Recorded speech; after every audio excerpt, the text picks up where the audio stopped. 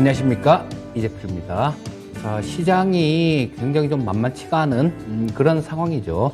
그래서 이번 강의는 제가 한 3주 추석 전에 조금 준비를 하면서 어떤 뭐 이런 종목이 좋아요, 저런 종목이 좋아요, 이런 섹터는 이래서 좋습니다, 저런 섹터는 저래서 좋습니다, 뭐 이런 얘기를 드리는 것보다 실질적인 공부가 될 수 있는 뭐 그런 부분들을 찾기 위해서 준비를 한 강의인데요.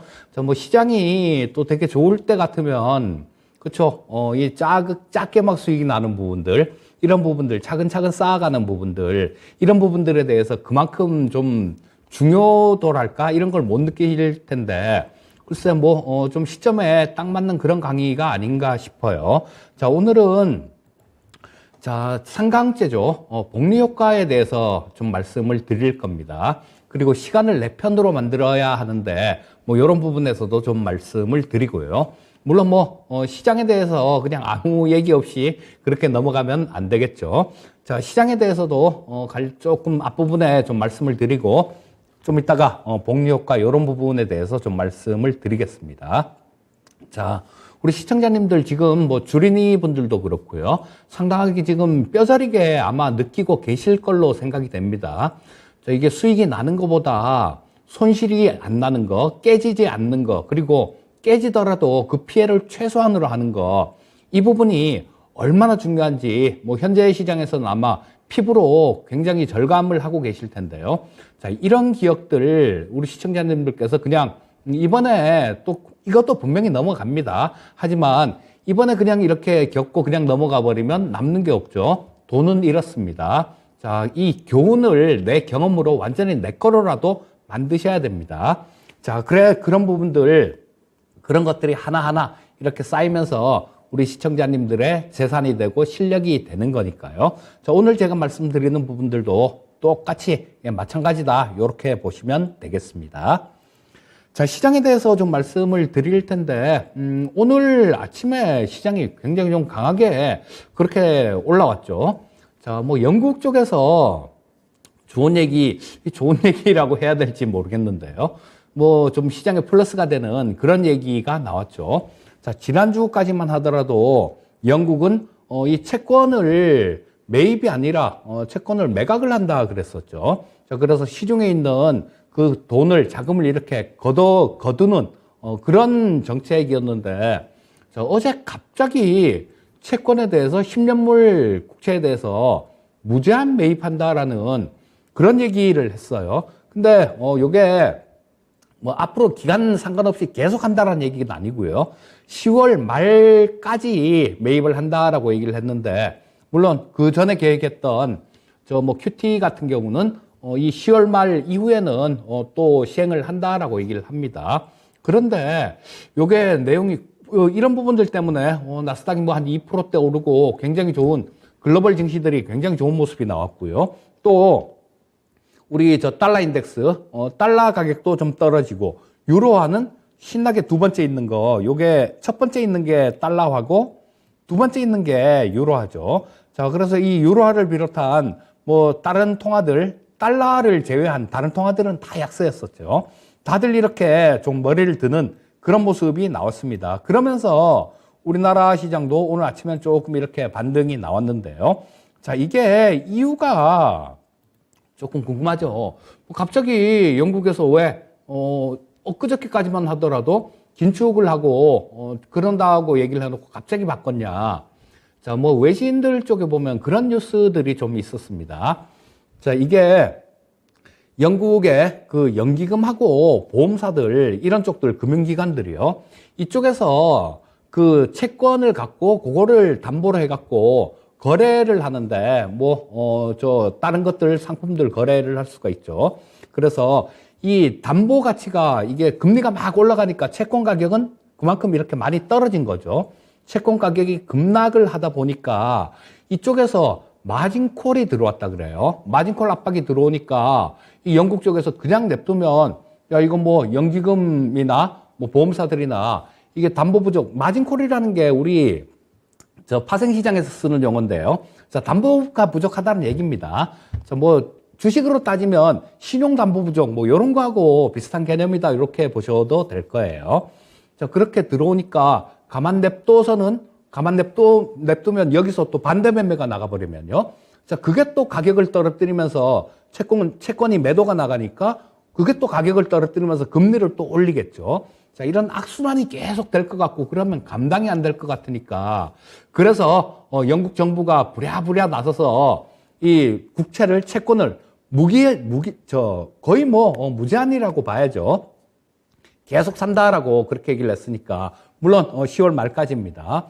자, 이렇게 해갖고 가격을 강제로 이렇게 채권 가격을 올려놓은 거다라 그래요. 자, 그러니까 이 채권 가격이 올라가니까 막 매수를 막 하니까 사니까 또 앞으로도 산다 그러니까 채권 가격이 올라갔겠죠. 그러면서 이 담보 가치가 조금 정상으로 이렇게 돌아왔다라고 얘기를 하는데 좋은 상황에서 했다라는 건 아니죠. 코너에 완전히 몰려 있었다라는 겁니다. 그리고 지금 이런 부분들이 이것도 생각도 좀 영국이 조금 안 좋을 것 같아.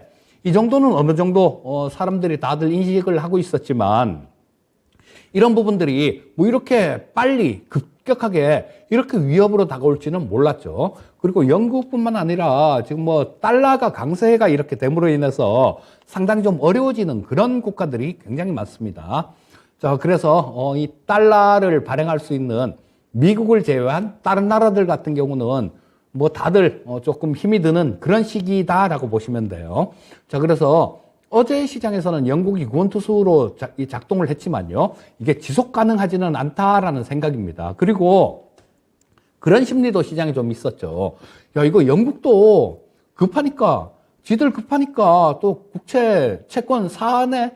그러면 미국도 연준도 조금 급하게 되고, 뭐 미국에 있는 뭐 어떤 기업들 이런 것들이 위험해지면 연준도 그렇게 하겠네? 하는 그런 기대감들, 이런 것들이 좀 많이 작용을 했다라는 생각인데요. 일단 뭐 당장은 그런 기대감들이 현실로 이어질 가능성은 그렇게 크진 않습니다. 그러니까 이거는 지속 가능하기가 좀 어려운 그런 일이 나왔다라고, 그런 요인으로 인해서 주가가 올라왔다, 뭐 이렇게 보시면 될 것 같고요. 자, 제가 그런 말씀을 가끔 드렸죠. 자, 월요일 날 그 투자의 신에서도 뭐 반등 나오면 조금 좀 반등이 좀 어느 정도 임박한 것 같습니다. 반등 나오면 뭐 그때 나올 때마다 현금화 이런 말씀을 좀 드렸는데요. 화요일 날 아침 8시에 마켓 시그널이라는 프로에서도 지금 이번 주에도 좀 말씀을 드렸는데, 자, 이런 겁니다. 보시면 지금 대바닥이 조금 나올 것 같으면 제가 그냥 뭐 기다려보세요 이런 말씀을 드릴 텐데, 대바닥은 좀 아닌 것 같고요, 아직까지는. 왜냐하면 이 수급 동향, 제가 월요일도 그렇고 투자의 신에서도 조금 말씀드렸었죠. 옵션 수급 쪽을 조금 말씀을 드렸었는데요. 자, 요게 좌측에 있는 게 이게 콜옵션 쪽이고요. 우측에 있는 게 이게 풋옵션 쪽입니다. 자, 그런데 이쪽에서 보시게 되면 9월 만기가 지나고 난 다음 거를 제가 캡처를 해온 거예요. 자, 금융투자 쪽에서 콜옵션 쪽을 엄청나게 많이 계속해서 이렇게 매수를 했습니다. 자, 근데 뭐 지금 이 금융투자는 콜옵션 쪽에 매수했는 거 굉장히 많이 깨졌을 것 같아요. 자, 근데 뭐 오늘 같은 경우도 기껏 아침에 좀 많이 올라왔다가 쭉 밀렸으니까 뭐 이거는 가격이 밀린 거 플러스 이 옵션은 시간 가치라는 게 있죠. 그 프리미엄의 가치, 그러니까 세타 값이라고 얘기를 하는데요. 이게 줄어들므로 인해 갖고 많이 손실을 봤을 거예요. 자, 그리고 뭐 지금 요거는 장중에 한 거기 때문에 최종 수급 같은 경우는 요거랑 좀 틀릴 수 있습니다. 근데 어제 수급까지는 맞아요. 금융투자가 계속해서 콜옵션을 사모으고 있죠. 자, 이거보다 더 중요한 거는 이쪽 풋옵션 쪽에서 외국인들의 동향입니다. 자, 보시면 뭐 마찬가지로 금융투자도 저 풋옵션을 계속해서 매도를 대규모로 하긴 해요. 자, 어제 같은 경우 이 금융투자에서 한 149억 정도 풋옵션 매도가 있었고요. 외국인도 어제 한 175억 정도 순매도가 있었죠. 근데 월요일 같은 경우는 외국인이 한 332억 정도 풋을 매도를 쳤습니다. 이 금융투자도 166억 정도를 매도를 쳤고요. 자, 매수 포지션하고 매도 포지션하고 차이가 좀 있어요. 이 옵션이 조금 복잡합니다. 콜 옵션이 매수 포지션이 있고 매도 포지션이 있고, 풋 옵션에 또 매수 포지션이 있고 매도 포지션이 있어요. 자, 근데 이 뭐 결론만 말씀드리면 풋 매도 포지션 같은 경우는 주가가 급락하면 굉장히 곤란해지는 뭐 그런 상황에 처합니다. 그리고 만기 전까지 이게 빠진다고 하더라도 어느 정도는 되돌려 줄 것이다라는 거, 그걸 좀 감안한 그런 수급이에요. 근데 제가 조금 이런 걸 말씀드리니까 약간 좀 잘못 알아듣는 그런 분들도 계실 것 같은데요. 자, 그리고 뭐 TV 방송에서도 어떤 분이 그런 말씀을 하시더라고요. 풋매도를 많이 쳤으니까 주가가 올라갑니다, 이런 얘기를 하시던데, 엄밀하게 얘기하면 그 얘기는 틀린 얘기입니다. 풋매도 포지션 같은 경우는 뭐 올라가면 좀 더 수익이 나겠죠. 근데 옆으로 횡보하기만 해도 현재 가격이 만기 때까지 뭐 이렇게 크게 많이 빠지지만 않으면 옆으로 횡보만 하더라도 수익이 나는 포지션이 푼 매도 포지션이에요. 대신 이런 것들이 급락을 하게 되면 5배, 10배씩 막 이렇게 물어줘야 되는 그런 경우도 있기 때문에 웬만해서는 이렇게 대규모 매도를 안 칩니다. 그리고 또 그때 바닥을 찍을 때 2020년도 3월 달, 그러니까 4월물이죠. 그때 그때 바닥을 찍을 때가 이 외국인들이 그때 풋매도 포지션이 엄청났었어요. 그 지금 뭐 300억하고 저 175억 해갖고 뭐 한 500억 좀 넘는, 뭐 한 600억 안 되겠네요. 500억 좀 넘는 그 정도 수준일 것 같은데, 그때는 외국인들이 풋매도 포지션이 2천억을 매도를 쳤었습니다. 자, 그래서 뭐 그런 걸 보면 어느 정도 그들은 감을 잡았다라고 그렇게 좀 볼 수도 있었겠죠. 근데 지금 뭐 이 포지션 같은 경우는, 지금 풋매도 포지션 같은 경우는 많이 빠지면 곤란합니다. 하지만 뭐 많이 빠지더라고 이들이 넉넉히 있지는 않을 거고, 또 다른 뭐 그런 어떤 부분들을 또 할 수도 있겠죠. 자, 그래서 지금 이 옵션 포지션 같은 경우는 조금 하방을 제한하는 그런 포지션이다, 이 정도로 보시면 될 거고요. 풋콜 레이쇼라는 게 있어요. 이게 뭐냐 하면, 실질적으로 뭐 오늘 드릴 얘기가 이런 얘기, 시장에 대해서 이런 얘기를 여기에 조금 힌트가 많을 텐데요. 자, 풋옵션의 거래량이나 거래대금을 콜옵션의 거래량이나 거래대금으로 나눈 거예요. 자, 이게 뭐 100이라면 정확히 뭐 콜옵션하고 풋옵션하고 거래량이나 거래대금이 같다라는 뜻으로 해석할 수 있고요. 만약에 이게 200이다 그러면 이 풋옵션의 거래가 콜옵션의 거래보다 2배가 많다는 얘기로 해석할 수 있겠죠. 만약에 50이라면 콜옵션의 거래가 풋옵션의 거래보다 2배가 많다는 얘기로 해석할 수 있을 거고요. 자, 역사상 이런 부분들을 좀 바닥을 찍을 때 모습들이 좀 특징이 있습니다. 자, 근데 이 풋콜 레이쇼가 뭐 한 200 정도, 그러니까 이것도 금액 기준으로 하는 게 있고 또 수량 기준으로 하는 게 있고, 이 옵션 쪽은 좀 들어가면 되게 복잡해요. 근데 이건 금액 기준입니다. 금액 기준으로 그 이유까지 다 얘기하자면 이게 모자라서 안 되니까 그냥 어떻게 보는지만 말씀드릴게요. 자, 2008년도에 리만 사태 때 이 풋콜 레이쇼가 200이 넘어갔던 적이 한 3번 정도 있었습니다. 그런데 여기서 보시면 그대로 나오죠. 자, 처음에 이게 급등을 하고 난 다음에 주가가 요 선물 가격입니다, 위에는. 자, 단기적으로 좀 올라가요. 200 이상에 있을 때는. 자, 오늘도 마찬가지였었죠. 그저께 이 풋콜 레이쇼가 200 이상이었습니다. 200 넘어갔었는데, 그러고 난 다음에 오늘 조금 이렇게 단기적으로 반등 나오는 그런 모습이었죠. 그리고 또 떨어졌다가 또 반등이 나오면 여기서도 또 이렇게 좀 바닥을 타고 약간 우상향하는 그런 모습이 나오죠. 그리고 세 번째 이렇게 200이 넘기고 난 다음에는 완전 대바닥을 찍고 올라왔었습니다. 자, 코로나 팬데믹 때도 마찬가지였었죠. 자, 요때가 200이었습니다. 자, 요때 여기서 좀 반등이 나오죠. 두 번째 200 이상이었을 때 단기적인 반등이 나왔습니다. 그리고 세 번째 200 이상을 찍었을 때 그때 이렇게 대바닥을 찍고 여기서는 쌍바닥 형태가 나왔네요. 그러고 난 다음에 추세 상승으로 이어지는 모습이었습니다. 자, 그러자면 이게 시간이, 자, 여기 좀 이렇게 기간이 좀 걸립니다. 그래서 지금 이제 제가 그 전에 화면들 쭉 다 이렇게 찾아보니까 200 이상 찍은 적이 없어요. 이번에 처음 찍었습니다. 그러니까 완전한 좀 대바닥을 찍으려면 조금 또 시간이 어느 정도 이렇게 더 필요하다라는 그런 결론에 도달할 수 있을 겁니다. 자, 요거는 뭐 좀 어려운 부분들이니까 그냥 결론만 이렇게 기억을 하고 가셔도 좋을 것 같고요. 자, 이런 부분들은 저는 매일 이 풋콜 레이쇼도 그렇고 매일매일 체크를 하고 작성을 합니다. 작성을 하고 뭐 이거 3일, 5일 이동평균선까지 저는 이렇게 내갖고 제가 자료를 갖고 있어요. 그런데 뭐 그렇게까지는 필요 없고 뭐 드리는 얘기 그 부분만 참고를 하시면 될 겁니다. 자, 그래서 낙폭과대에 따른 오늘 반등은 뭐 자율 반등의 성격이다. 이렇게 보시면 될 거고요. 자, 그렇게 월요일 날 투자의 신에서 그런 말씀을 드렸었죠. 자, 저때 월요일 날 종가에 이격도가 한 92.2 정도 됐을 겁니다.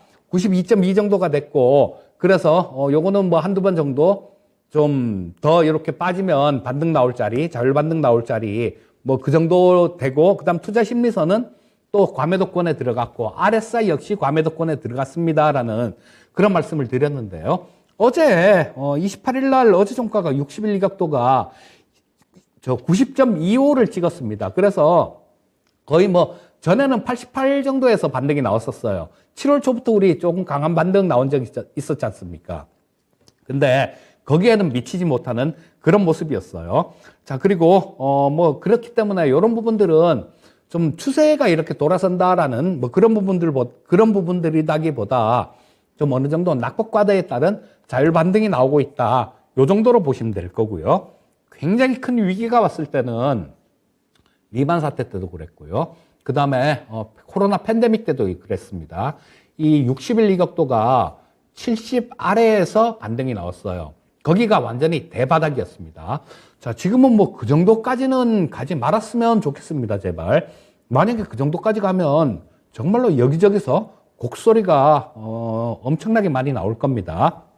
하지만 뭐 지금보다 좀 아래로 일단 뭐 죽는다, 뭐 우리 다 죽었다, 뭐 이렇게까지 미리 비관적으로 생각하실 필요는 없습니다. 우리는 어디로 가는 거를 이 길이 정해져 있는 게 아니라 이걸 찾아가는 그런 나침반을 들고 찾아가는 거다라고 보시면 좋을 것 같고요. 현재 상태에서는 뭐 지금보다 조금 안 좋은 국면이 나올 수가 있다라고 그렇게 생각을 하시고 차근차근 계속해서 대응을 잘 해나가시면 되는 거예요. 자, 그래서 뭐 이런 부분들 조금 좀 시장이 아까 처음에 첫 장에서도 말씀드렸듯이 그냥 이게 지속 가능하지가 않다. 두 번째 장에서 푸콜 레이쇼를 보고 말씀을 드린 것도 조금 더 대바닥을 찍으려면 좀 더 시간과 조정이 필요합니다. 이런 말씀을 드렸죠. 자, 다음 주 시장은요, 당장 어떤 게 또 좌우할 것이냐. 내일 저녁에 PCE가 발표됩니다. 자, 뭐 CPI가 있고 PCE가 있어요. 근데 연준이 더 보는 거는 CPI 물가보다는 PCE를 주로 연준은 참고를 합니다. 그리고 이 PCE는 상무부 쪽에서 발표를 하는 건데요. 자, 지금 이 헤드라인 PC 같은 거는 지금 내일 저녁에 발표하는데 예상치가 잘 안 나오더라고요. 근데 클리브랜드 연은 쪽에서 나온 게 뭐 한 5.94% 정도 될 거다라는 뭐 그런 예상치가 하나 있고요. 근원 PC는 지금 한 4.7% 정도가 예상되고 있는데 근원은 에너지하고 식료품을 뺀 물가를 얘기하는 겁니다. 에너지하고 식료품은 막 이렇게 등락이 크다고 뭐 그 부분은 빼버리고 계산을 하는데 그게 근원 PC인데요. 자, 이 근원 PC가 임대료 같은 것들이 굉장히 보면 늦게 올라갔다. 임대료 같은 경우는 뭐 당일 계약을 하는 게 아니지 않습니까? 연 단위 이상으로 계약을 하기 때문에 이게 굉장히 좀 늦게 올라갔다가 늦게 떨어지는 그런 경향이 있어요. 자, 그래서 그런 부분들이 고공행진을 하고 있기 때문에 지금 지난달에는 근원 PC가 뭐 한 4.6% 정도 됐습니다. 근데 지금 한 4.7% 정도로 예상치가 나오고 있고요. 아마 다음 달에 CPI가 나오기 전에는 내일 저녁에 발표될 30일이니까 내일 저녁이죠. 우리 시간으로 내일 저녁에 발표되게 될 이 PC가 아마 시장의 조금 분위기를 좌우할 가능성이 굉장히 높다. 이렇게 보시면 되겠습니다. 자, 그리고 지금 가장 큰 문제는 연준이죠. 네, 연준 정책입니다. 여러분들 제가 좌측하고 우측에 이렇게 두 개를 둘 다 한국하고 미국 금리 동향이에요. 기준금리인데 자, 보시게 되면 요거는 2000년대 겁니다. 자, 2000년부터 시작해서 2017년도까지 있었던 거고요. 자, 여기서 보시면 이때 금리가 2000년대 초에 그러니까 그 전이죠. 굉장히 우리나라 금리가 굉장히 높았어요. 자, 이게 보이는 것만 해도 6%대에서 뚝 떨어집니다. 이전에 IMF를 거치면서 굉장히 IMF 때 진짜 금리 20%, 30% 막 이렇게 했었습니다. 그때는 조금 돈 좀 이렇게 있는 분들은 그냥 은행에 한번 넣어놓을 만 했었죠. 자, 근데 이때 닷컴 버블이 꺼지면서 좀 미국 쪽도 그렇고요. 자, 우리나라 쪽도 그렇고 경기가 침체로 들어가게 되니까 금리를 인하했습니다. 근데 이전에는 굉장히 좀 어려운 그런 시기가 있었는데요. 이전에 여러분들 저 태국부터 시작해서 동남아 외환위기가 있었죠. 그게 결국은 우리나라까지 이렇게 전염이 되는데요. 그때 미국이 금리를 2% 정도를 올렸습니다. 단기간에 2% 정도를 올렸는데 태국이 저거에 금융위기를 맞고 그다음에 우리나라까지 IMF 구제금융을 받고 그게 우리나라까지 이어졌어요. 물론 뭐 우리나라가 그때하고는 전혀 틀린 상황이기 때문에 뭐 전에처럼 뭐 구제금융을 가고 이렇지는 않을 겁니다. 아마 그럴 일은 거의 뭐 없다라고 보셔도 무방할 텐데 어쨌든 그 약한 고리들 약한 국가들이요. 지금 유럽 같은 경우도 전에 2010년대 초에 뭐 그리스 되게 재정위기 뭐 이런 얘기들도 되게 많이 나왔지 않습니까? 이탈리아도 위험하다. 뭐 이탈리아가 위험하면 프랑스로도 전염된다. 막 이러면서 굉장히 어려운 일들이 있었는데 유럽 쪽 같은 경우도 조금 이렇게 미국이 금리를 급격하게 올리면 조금 어려워질 가능성도 되게 많습니다. 그리고 그런 부분들이 실제로 또 눈에 띄고 있고요. 근데 90년대 후반에 미국이 금리를 2% 올렸는데도 이런 일이 생겼다라는 거예요. 근데 지금 보시게 되면 미국이 금리를 이렇게 올리는데 올해 초부터 금리를 올렸지 않습니까? 올해 3월 달부터. 근데 지금 벌써 3.25까지 올렸어요. 제로에서 3.25까지 올렸으니까 한 3% 정도 그대로 이 금리를 쉬지도 않고 이렇게 올렸다라는 얘기입니다. 자, 이런 부분들은 분명히 어떤 국가들, 이 약한 국가들이겠죠. 분명히 충격으로 다가올 겁니다. 자, 그래서 이런 부분들이 계속 좀 이렇게 이어진다라면, 근데 또 이게 금리라는 게 올리고 나서 금방 효과가 나오는 게 아니라요. 6개월, 1년 뭐 이렇게 있다가 효과가 나오기 때문에 보시게 되면 조금 한 올해 말, 내년 정도 이쯤이 되게 되면 또 뭐 이런 것들 때문에 굉장히 어렵다라는 얘기 나올 수 있습니다.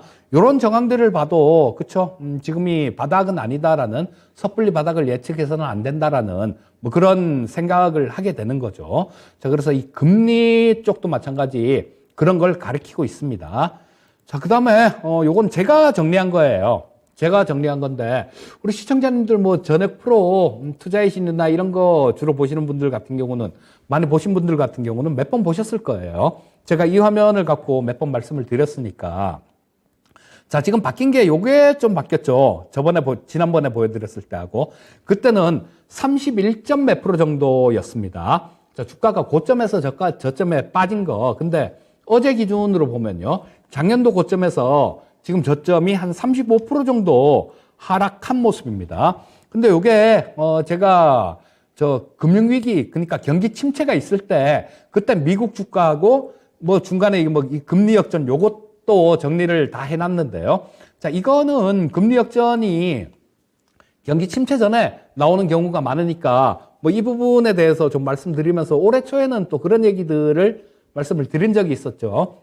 뭐냐 하면, 자, 이번에도 금리가 또 역전이 됐는데 뭐 다들 보면 이번엔 다릅니다. 이번엔 다릅니다. 그런 얘기를 하는데 다르긴 뭐가 다릅니까? 다르지 않습니다. 똑같습니다. 이런 얘기를 했었는데요. 그때가 올해 4월 달이었습니다. 자, 그래서 항상 보면 항상 매번 이번엔 다르다라고 얘기를 하는데 다르지 않은 경우가 훨씬 더 많았어요. 자, 근데 뭐 아직까지 경기 침체다라고는 얘기할 수 없겠죠.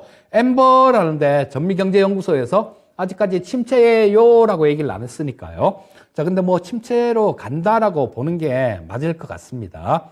자, 여기서 보시면 73년도에서 75년도도 있었고 이렇게 경기 침체가 있었던 해가 요 밑에 건 아니죠. 2020년까지 쭉 있습니다.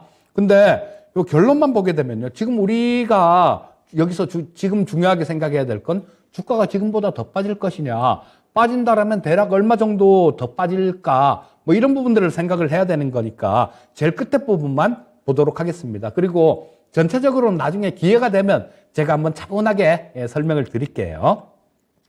자, 이때 73년도에 한 48% 정도 S&P 500이 하락했습니다. 근데 80년도에는 그렇게 또 크게 하락도 안 했네요. 근데 요것만 보시면 안 되고 여기서는 침체에 빠졌다가 잠깐 벗어났다가 81년도부터 82년도까지 또 침체가 있었죠. 17% 빠지고 27%또 이렇게 한꺼번에 더 빠졌다는 얘기입니다. 그러니까 엄격하게 보면 이거 합한 것만큼 빠졌다라고 봐야 되겠죠. 자, 그리고 또 90년도에 한 20% 정도. 근데 2000년도에요. 이때 우리나라는 IMF가 지났고 전 세계적으로는 닷컴 버블이 꺼질 때였습니다. 그 침체 때 이 S&P 500이 51%가 하락을 했어요. 자, 우리나라가 45%를 하락했습니다. 45%가 아니라 57%. 그리고 2007년도에 서프라임 모기지론 사태 때요. 그때 S&P 500이 58%가 빠졌어요. 근데 우리나라 같은 경우는 이때도 57%가 빠졌고요. 자, 그 다음에는 우리 잘 아는 부분이죠. 2020년도에 코로나 팬데믹 때 S&P 500이 35%가 하락했습니다. 근데 우리나라 코스피 지수는 45%가 하락했어요. 자, 그러면 지금 현재 이게 침체로 간다라는 가정을 하고 보면요. 자, 보시면 여기서 평균이 S&P 500이 이 침체 있었을 때 쭉 평균이 한 36% 정도 되고요. 우리나라 같은 경우는 51% 정도 됩니다, 평균. 자, 이전의 거는 제가 정리를 못 했는데 왜냐하면 자료가 없어요. HTS에도 안 나오고 또 우리나라 코스피 지수는 1980년도부터 시작한 거기 때문에 자료가 없습니다. 자, 그래서 요거만 보는 게 맞겠죠. 자, 그래서 평균이 어떤 미국의 경기 침체가 있을 때 우리나라 주가는 코스피는 평균 51% 정도가 빠졌습니다. 근데 어제 많이 빠졌죠. 어제 저가 기준으로 해서 한 35% 정도가 하락했습니다. 그리고 경기 침체가 있었을 때 40% 이상 안 빠진 적은 없었어요, 우리나라가. 자, 그리고 뭐 가장 많이 빠졌을 때는 IMF 때나 서프라임 모기지로 사태 때 이럴 때는 57%가 빠졌다라는 겁니다. 자, 이 화면을 봐서도 우리는 지금이 바닥이 아닐 것 같다라는, 물론 경기 침체가 오질 않고 그냥 확 돌아서 버리면 이 자료는 이 경기 침체에 들어가서는 안 될 자료니까요. 여기에 있어서는 안 되겠죠. 하지만 저는 침체가 또 있을 것 같고요. 있다라는 가정하에 말씀을 드리는 겁니다.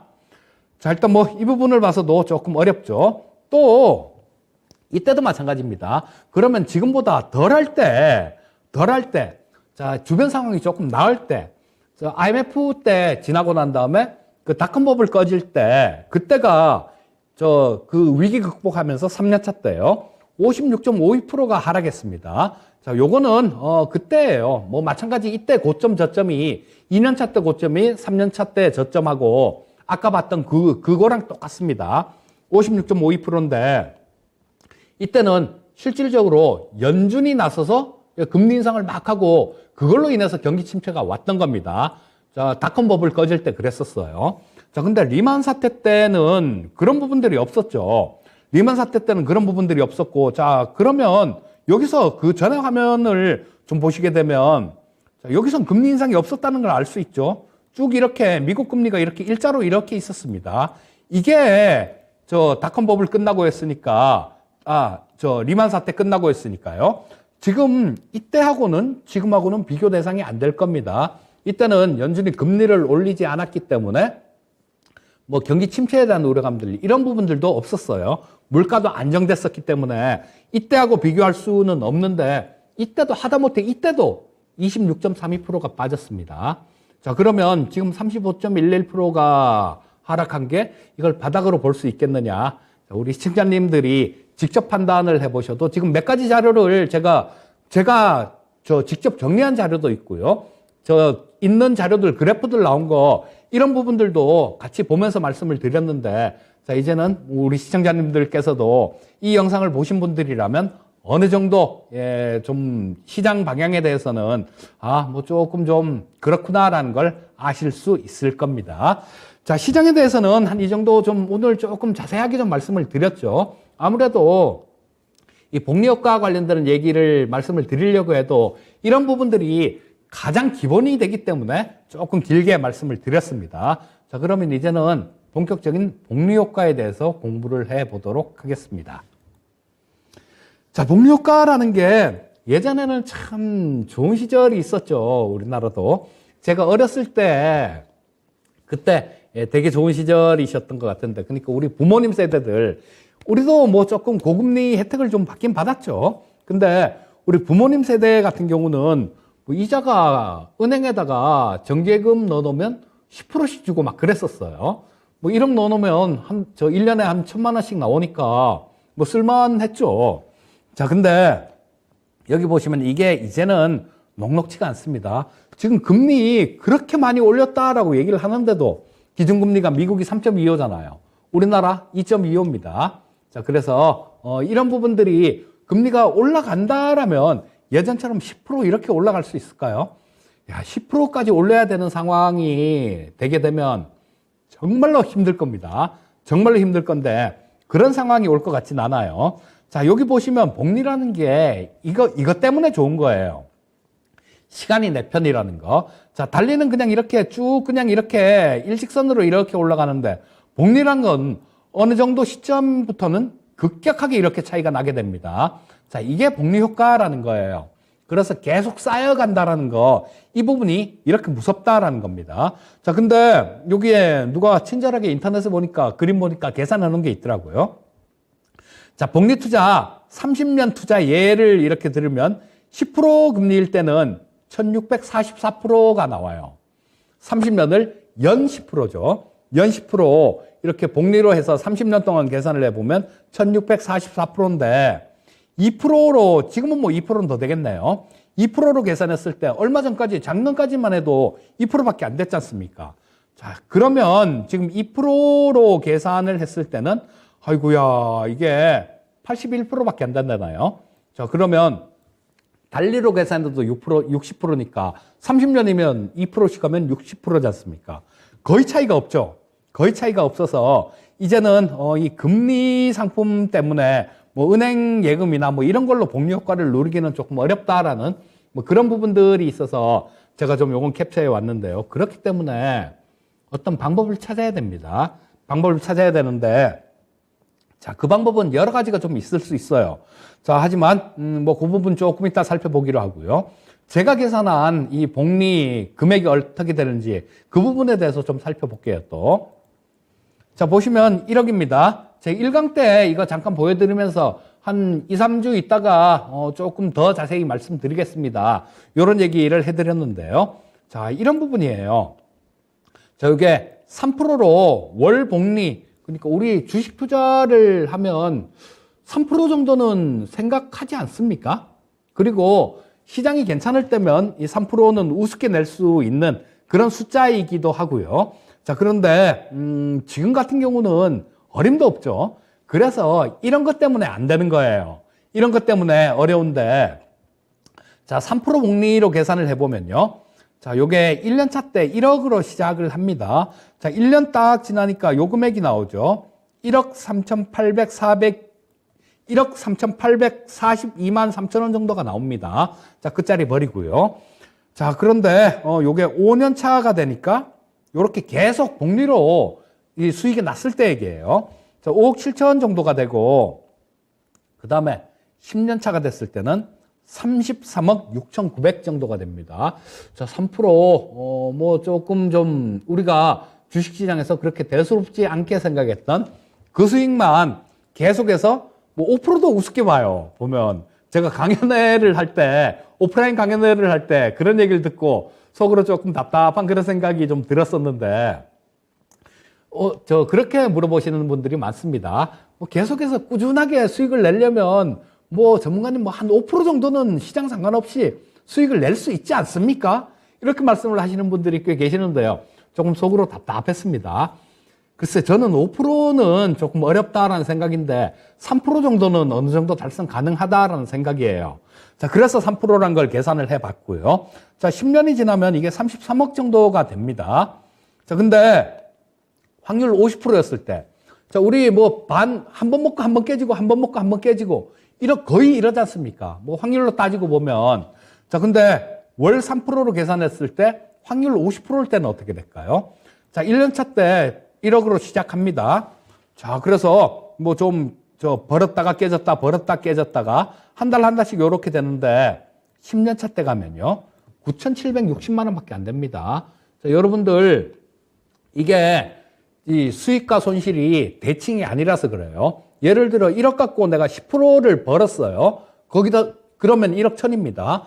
그 10%에서 그 1억 천에서 10%를 깨지면요. 9,900만 원밖에 안 돼요. 그 반대로 다시 거꾸로 계산을 해봐도 1억에서 10%를 깨졌습니다. 그럼 9천만 원이잖아요. 10% 수익이 나면 9,900만 원밖에 안 되는 겁니다. 그래서 수익하고 손실이 대칭이 아니라 비대칭이기 때문에 같은 확률로 같은 퍼센테이지를 먹었을 때는 손실이 나는 거예요. 그리고 시간이 지나면 지날수록 계산은 깎여 나가는 겁니다. 근데 이것만 있나요, 어디? 주식 매매하다 보면? 주식 거래 수수료 있잖아요. 그리고 증권 거래세 있지 않습니까?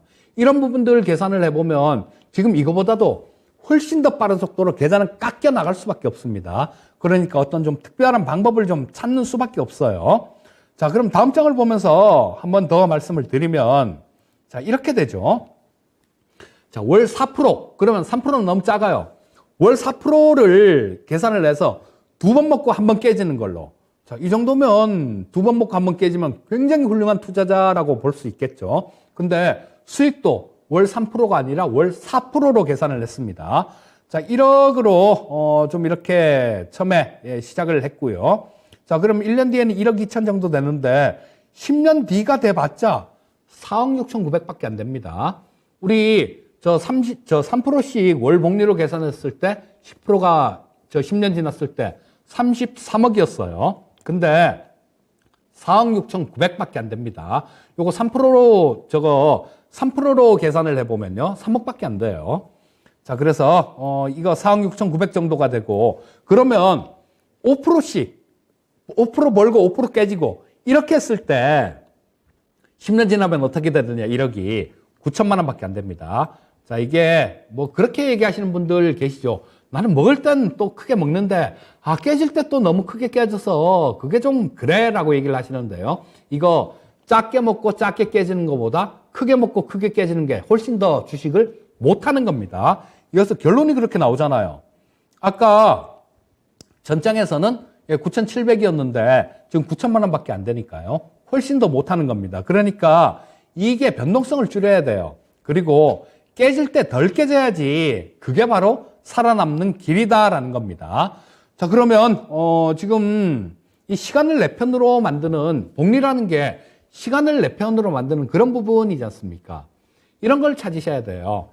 자, 지금 뭐 제가 한 4가지 정도를 이렇게 좀 적어 갖고 왔는데요.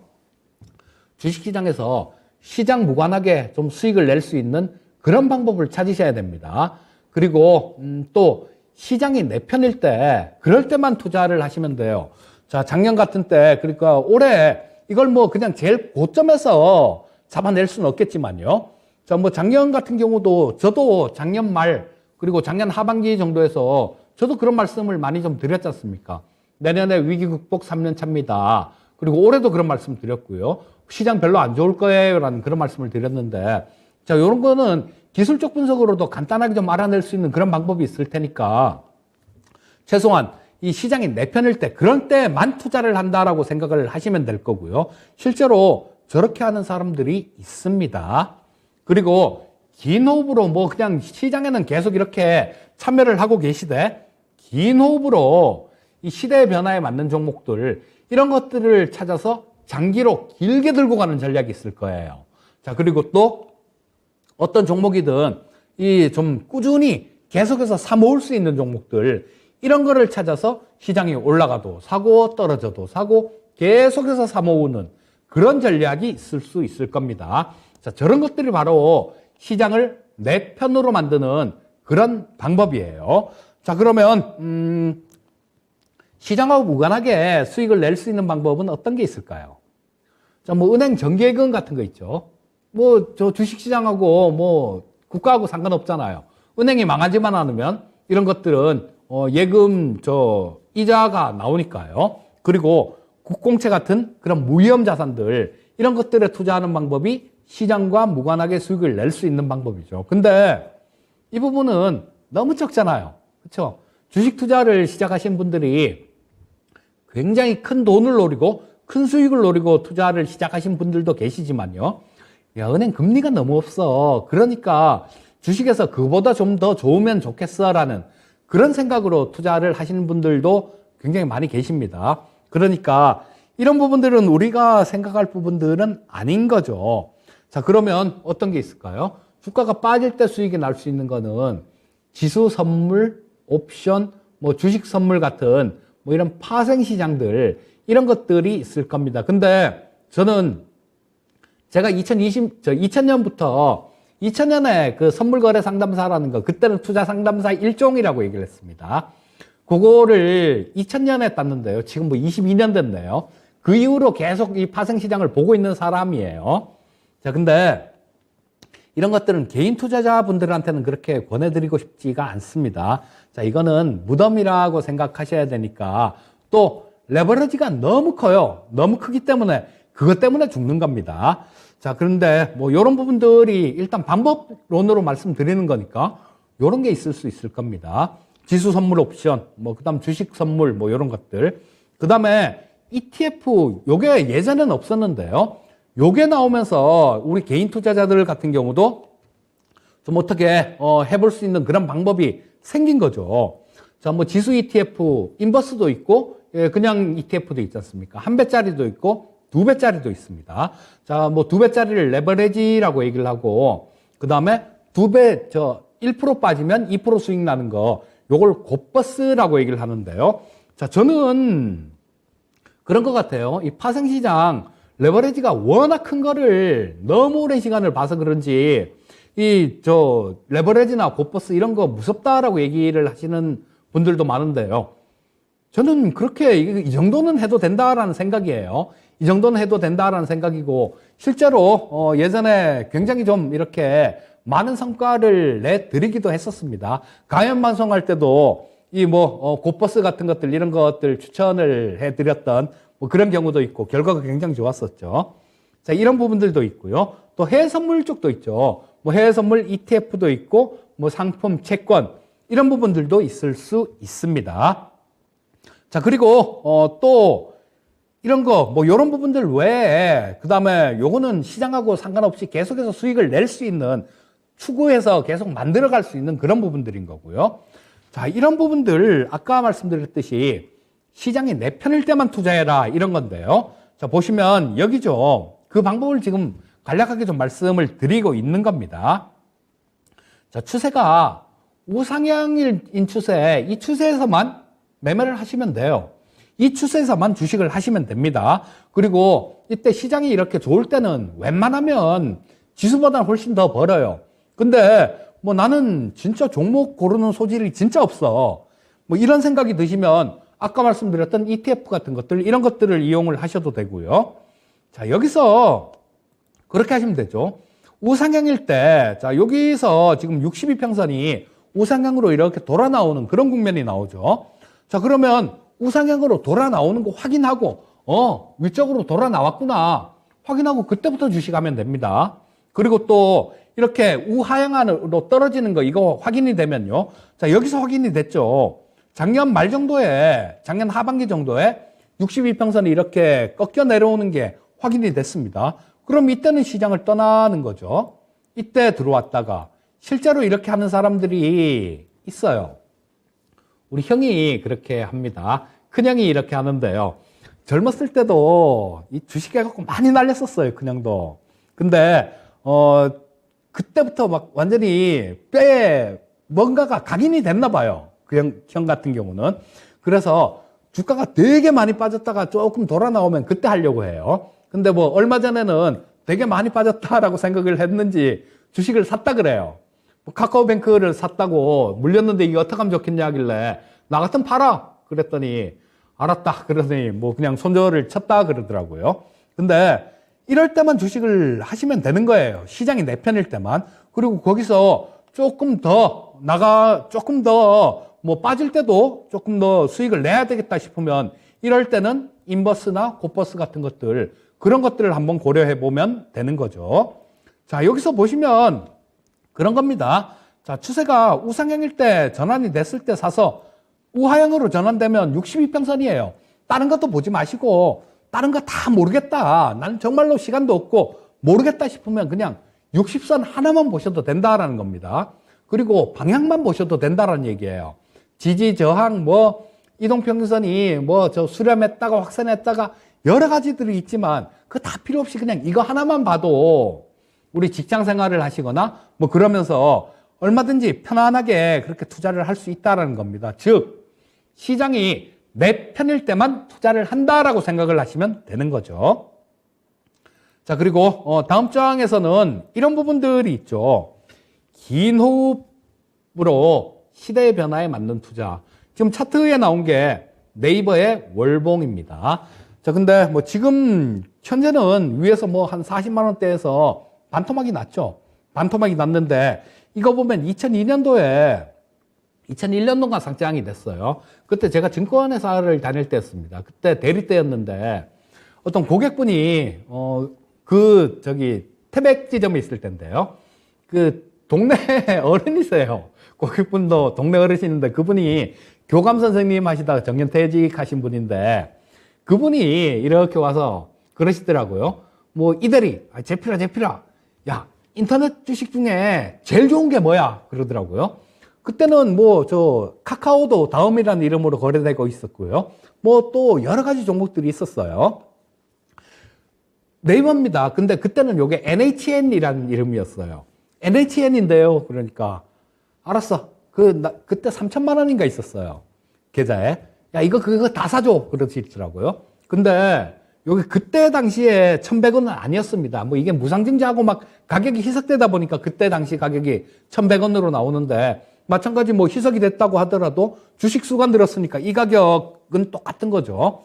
자, 근데 400배가 나왔습니다. 이거는 400배가 나왔어요. 그러니까 이건 시대가 만든 주식이다라고 보시면 돼요. 그 세상이 2000년대 이후로 급격하게 인터넷 중심으로 세상이 변해갔지 않습니까? 사실 2000년대 초까지만 하더라도 이메일 안 쓰는 분들도 굉장히 많았어요. 자, 그런 초기 단계에서 지금은 이메일 안 쓰는 사람이 누가 있습니까? 다 쓰잖아요. 그리고 엄청나게 좀 이렇게 이 인터넷 중심으로 세상이 변해왔기 때문에 그 과정에서 400배가 나왔다라는 겁니다. 자, 이런 것들을 찾아보시라는 얘기예요. 그러면 지금은 뭐 어떤 것들이 있을까요? 뭐 이재필이가 한 2017년도부터 얘기했던 4차 산업혁명 관련되는 쪽에서 뭐 이런 쪽이 아무래도 나온다라고 봐야 되겠죠. 자, 그리고 뭐 이까지는 어떨지 모르겠는데요. 로봇 주식들 같은 경우도 잘 노려볼 필요가 있다라는 생각이고요. 저녁 방송에서 로봇 얘기나 아니면 틈만 나면 나오던 얘기 말씀드리던 로봇도 있었지 않습니까? 레인보우 로보틱스. 요즘 조정 잘 받더라고요. 지난번에 22,000원, 뭐 23,000원 이때부터 좀 말씀을 드렸는데 39,000원까지 갔다가요. 지금 이제 어제인가 뭐 한 10몇 프로 빠지고 오늘 또 좀 빠지고 그래서 3만 원대 초중반 정도 중반이 안 되고 뭐 초반 정도 그 정도에 있는 상황인데 자, 이런 것들 조정받는 구간에서 한번 잘 노려보셔도 좋을 것 같고요. 또 뭐 메타버스 쪽도 노려봐도 좋을 것 같고 근데 한번 손이 타서는 안 됩니다. 또 그거 명심하셔야 돼요. 자, 이거 네이버가 이렇게 올랐는데 다른 주식들 비슷한 것들 이런 것들이 다 이렇게 됐느냐? 아닙니다. 자, 예전에 우리 2000년대 초에 라이코스 이런 것도 있었죠. 야후코리아도 있었죠. 다 망했습니다. 그러니까 거기서 경쟁력을 갖고 살아남을 수 있는 그런 종목을 찾아야 된다라는 겁니다. 자, 요런 방법으로 투자를 하시는 그런 방법도 있을 수 있겠죠. 자, 그리고 또 한 가지는 꾸준히 사모을 종목, 그런 종목을 찾으시면 될 겁니다. 자, 지금 요게 삼성전자의 월봉이에요. 자, 이때가 가장 처음이 1985년이네요. 1985년도부터 삼성전자 월봉을 이렇게 했는데 캡처를 했는데요. 자, 보시면 이것도 마찬가지 100배가 나왔죠. 뭐 거의 100배 나왔습니다. 근데 실제로 제가 이거는 증권회사 다닐 때 들은 얘기예요. 우리 선배들한테 들은 얘기인데 실제로 그런 분이 있었답니다. 월급을 받으면요. 직장 생활 하시던 분인데 월급을 받으면 그냥 내가 생활할 거, 살 부분들 이런 부분들은 그냥 좀 따로 빼고 그걸로 먹고 살 거 빼고요. 나머지는 전부 다 이 삼성전자를 계속 사모았다라고 얘기를 해요. 이 삼성전자 같은 경우는 아마 우리 아버지 세대도 조금 인지를 하고 계셨던 것 같아요. 제가 어렸을 때 아버지가 어떤 말씀을 하셨냐면요.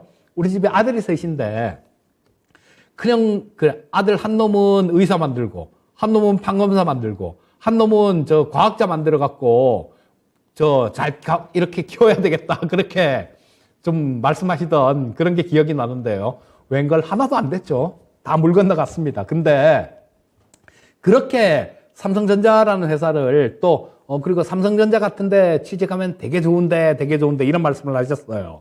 근데 그때도 삼성전자가 이 반도체 쪽으로 이렇게 뭐 좋을 수 있는 그럴지는 몰랐겠죠. 다만 막연하게 반도체가 이렇게 좋아질 것이다. 앞으로 세상은 반도체가 지배할 것이다라는 거. 그리고 그 중심에는 삼성 같은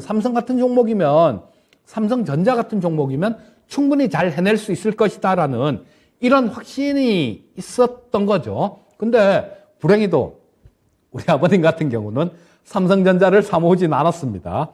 예전에 제가 어렸을 때 제가 초등학교 때도 우리 아버지가 주식을 하셨어요.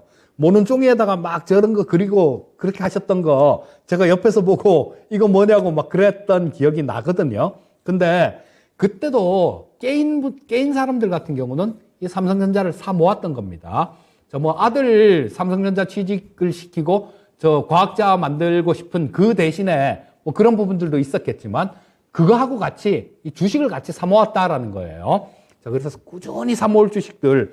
근데 이거를 좀 그렇게 꾸준히 사 모으신 분이 뭐 경제적 자유를 얻어갖고 일찌감치 조기 은퇴를 했다라는 뭐 그런 얘기도 들은 것 같습니다, 제가. 자, 그러니까 이렇게 좀 꾸준히 사 모을 수 있는 이런 종목들을 찾으시면 좋을 것 같고요. 제가 얼마 전에 우리 조카놈한테 그런 얘기를 했어요. 야, 뭐 계속 뭐 10년 뭐 이렇게는 아니더라도 CS윈드 같은 종목을 10만 원 미만에서는 10만 원 아래에서는 계속 사 모아라. 그때 6만 원대 얘기를 좀 했었거든요, 처음에. 그때부터 월급 받는 것만이 쓰지 말고 계속 이거 사 모아. 그랬는데 계속 사 모았으면 지금 아마 꽤 좋았을 거예요. 중간에 빠져서 뭐 5만 원, 4만 원대도 한참 가 있었으니까. 그때도 계속 샀다라면 지금 어느 정도 해피한 그런 시간이 될 수 있겠죠. 자, 그래서 뭐 좀 이렇게 10년씩 사 모으고 그런 건 아니더라도요. 이 CS윈드 같은 경우도 마찬가지로 지금 뭐 아까 경제 위기 이런 부분들이 있다고 하더라도 다 극복이 되는 부분들이에요. 아까 서두에 제가 좀 무섭게 말씀을 드렸는지 모르겠는데요. 지금이 바닥이 아닐 것 같다라는 그 정도로 해석을 하시고 이렇게 꾸준히 주식을 사 모으는 관점, 이런 관점이다라면 오히려 빠지면 땡큐인 거죠. 우리 직장 생활 하시는 분들 같은 경우는 이런 방법으로 좀 차분하게 모아보시는 것도 좋을 것 같고요. 시간이 벌써 허락된 시간이 다 됐네요. 자, 준비한 게 조금 더 있긴 한데 이 부분은 좀 이따가 다음 주 정도에 다시 또 말씀을 드리기로 하고요. 자, 오늘은 복리 효과에 대해서 말씀을 드렸고 시장을 내 편으로 만드는 그런 부분들에 대해서 좀 말씀을 드렸습니다. 자, 남은 내일 일거래일 남았네요. 자, 일주일 마무리 잘 하시고요. 저는 다음 주에 또 뵙도록 하겠습니다. 감사합니다.